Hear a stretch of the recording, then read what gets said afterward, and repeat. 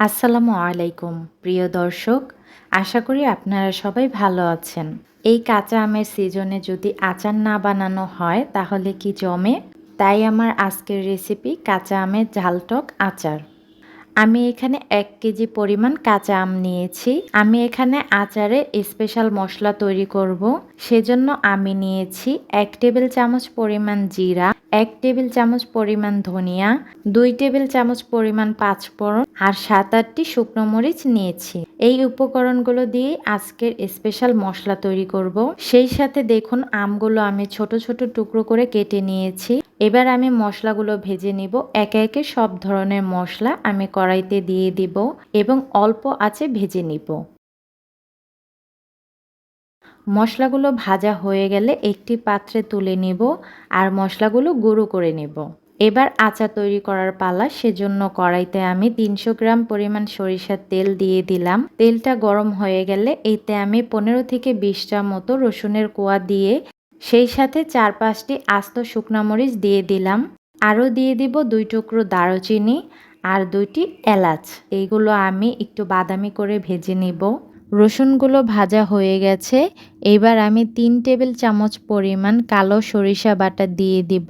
এবার আমি ১ মিনিটের মতো সরিষা বাটাটা তেলের ভেতর ভালোভাবে নেড়েচেড়ে ভেজে নিব এবং সরিষার তেলের খুব সুন্দর একটা ঘ্রাণ বের হচ্ছে।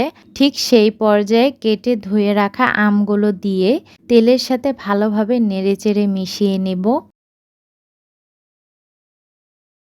এবার আচার বানানোর জন্য মশলাগুলো দিয়ে দিব। প্রথমে দিব ১ চা চামচ পরিমাণ কালো জিরা, স্বাদমতো লবণ। আমি এখানে বিট লবণ আর সাদা লবণ দিয়ে দিলাম। এবার ১ কাপ পরিমাণ চিনি দিয়ে দিলাম। সেই সাথে আমার তৈরি করে রাখা স্পেশাল মশলা থেকে অর্ধেকের বেশি পরিমাণ দিয়ে দিলাম। বাকি মশলাটুকু আমি পরে ব্যবহার করব। এবার আমের সাথে মশলাগুলো খুব ভালোভাবে নেড়েচেড়ে মিশিয়ে নিব। মশলাগুলো ভালোভাবে মেশানো হয়ে গেলে এবার আমি ঢেকে দিব ৫ মিনিটের জন্য। ৫ মিনিট পর ঢাকনাটা তুলে আমের আচারটা ভালোভাবে নেড়েচেড়ে নিতে হবে। আর দেখুন আম থেকে কিন্তু পানি ছেড়ে দিয়েছে।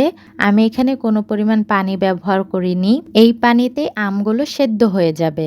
এবার আবারও ঢেকে দিব। প্রায় ৫-৭ মিনিট পর ঢাকনাটা তুলে নিলাম আর 1/4 কাপ পরিমাণ ভিনেগার দিয়ে দিলাম। এতে করে আচারটা অনেক দিন পর্যন্ত ভালো থাকবে। আবারও ভালোভাবে নেড়েচেড়ে ঢাকনা দিয়ে ঢেকে দিব। ফিরে এলাম প্রায় ১০ মিনিট পর। দেখুন এই পর্যায়ে আমটা কিন্তু খুব ভালোভাবে সেদ্ধ হয়ে গেছে। এবার আমি বাকি মশলাটুকু দিয়ে দিব, সেই সাথে নেড়েচেড়ে মিশিয়ে নিব। আর আচার তৈরি করার ক্ষেত্রে একটু পরপর নেড়েচেড়ে দিবেন, না হলে নিচে লেগে যাবে। দেখলেন তো কত সহজেই আচার তৈরি করে নিলাম। আপনারাও চাইলে আমার মতো করে এইভাবে আচারটা তৈরি করে নিতে পারেন। আমার আজকের আচারের ভিডিওটি ভালো লাগলে আমার চ্যানেলটি সাবস্ক্রাইব করে পাশে থাকবেন।